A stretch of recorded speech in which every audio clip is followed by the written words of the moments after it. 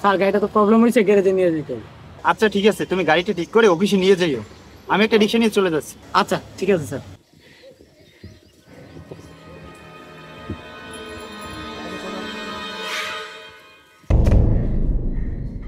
এই খেলি যাবে? জি স্যার যাবো। কোথায় যাবেন? এই তো সামনে যাবো। আচ্ছা উঠে।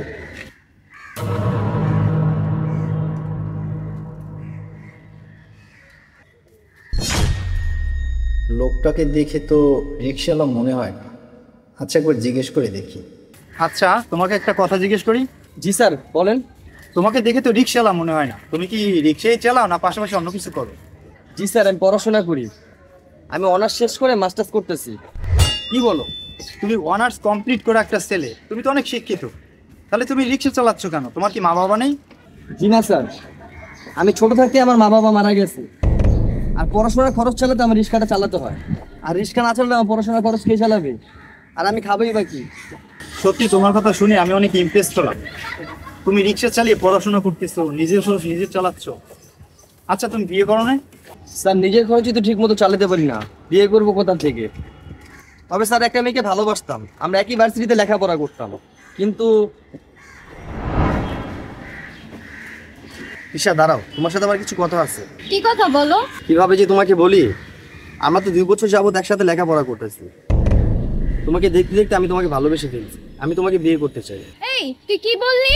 আমরা দুজন একই ভার্সিটিতে পড়ি, তার জন্য তুই আমাকে বিয়ের প্রস্তাব দিবি? আর তুই ভাবলি কি করে তোর বিয়ের প্রস্তাবে আমি রাজি হব? আর তুই মাসে কয় টাকা ইনকাম করস? তোর এক মাসের ইনকামের টাকা দিয়ে আমার এক জোড়া জুতাও আসবে না। তুই নিজেই থাকস টোকার মতন, আবার আসছিস আমাকে প্রপোজ করতে। তুই তোর মতো একটা টোকাই খুঁজে বিয়ে করে নিস। নেক্সট টাইম আমার সামনে আসার চেষ্টা করবি না। আচ্ছা শোনো, তুমি এখানে রাখো।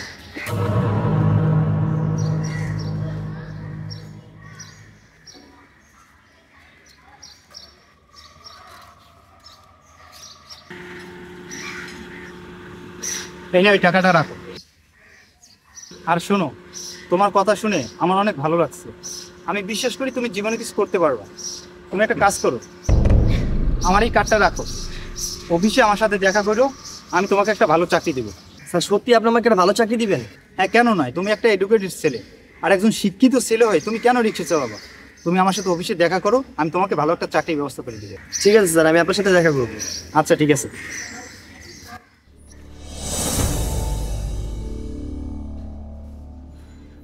স্যার আসতে পারি? আরে তুমি আসো আসো, বসো। তো কি খবর তোমার, বলো। স্যার আপনি আসতে বলছিলেন চাকরির ব্যাপারে, এই যে আমার সিভিটি। আচ্ছা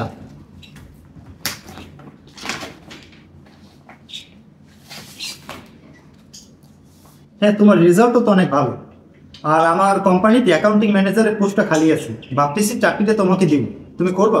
কি বলেন স্যার, আপনি আমাকে এত বড় পোস্টে চাকরি দিবেন? স্যার আমি রিক্সা চালিয়ে কোনো রকম পড়াশোনার খরচটা বের করি, এরই মাঝে আপনি আমাকে অ্যাকাউন্টিং ম্যানেজারের পোস্টে চাকরি দিতেছেন স্যার, এটাকে আমি না করতে পারি? স্যার চাকরিটা আমি অবশ্যই করবো। আচ্ছা ঠিক আছে, তুমি একটু বসো।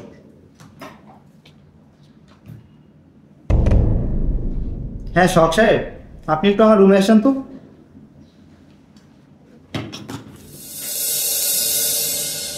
জি স্যার বলেন। পারভেজ সাহেব, ইনি মিস্টার শখ, আমাদের কোম্পানির জেনারেল ম্যানেজার। আর শখ সাহেব, ইনি মিস্টার পারভেজ, আমাদের কোম্পানিতে অ্যাকাউন্টিং ম্যানেজার পদে জয়েন করতেছে। আপনি ওনাকে নিয়ে যান, ওনার দায়িত্ব সব বুঝিয়ে দিন। আচ্ছা ঠিক আছে স্যার, আপনি আমার সাথে চলেন।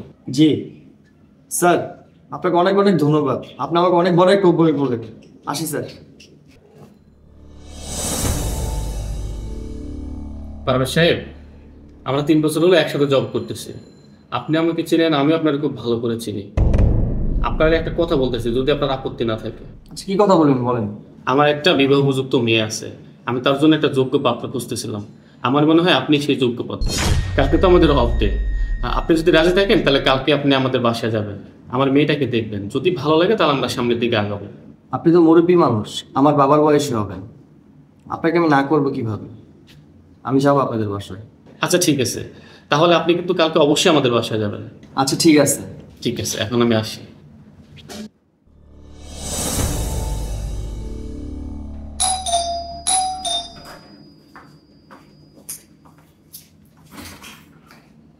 আরে তুই তুই আমার বাসায় কি করস? তোমার বাসা মানে? আমি সোহাগ সাহেবের সাথে দেখা করতে আসছি। আমার বাবার কাছে আসছস মানে?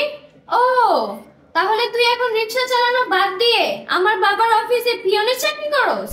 আর তুই কি ভাবছস তুই এরকম কোট পরে আসতে আমি তোর প্রতি ইমপ্রেস হয়ে যাব? তুই ফকিন্নিই থাকবি। ব্যাস, অনেক হয়েছে। তুমি নিজেকে কি ভাবো? তুমি তোমার বাবাকে ডাকো, তাহলে তুমি বুঝতে পারবে আমি ফকিন্নি নাকি। বাবা, বাবা এখানে আসো। আরে বাবা পারভেজ, আপনি আসছেন? আসেন আসেন, এখানে বসেন।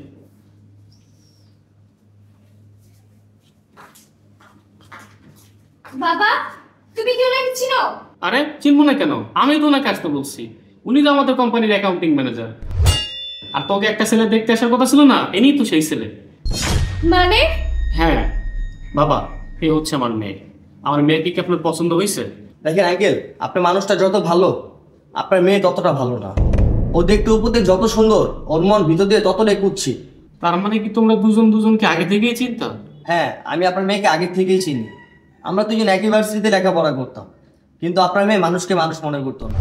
ও অনেক অহংকারী, আর কোনো অহংকারী মেয়ে আমার ঘরের বউ হতে পারে না। সরি পারভেজ, আমার ভুল হয়ে গেছে, তুমি আমাকে মাফ করে দাও। তুমি যদি রাজি থাকো আমি তোমার সাথে বিয়ে করতে চাই। তোমাকে বিয়ে করবো আমি? এটা তোমার মনে হয়? আরে তুমি অনেক বড় লোক মানুষ, তোমাকে বিয়ে করার সামর্থ্য আমার নেই। আমি আমার মতো একজন গরিব মেয়ে দেখে বিয়ে করে নিব। সরি আঙ্কেল, আপনি কিছু মনে করবেন না, আমি আপনার কথাটা রাখতে পারলাম না। আমি এখন আসি।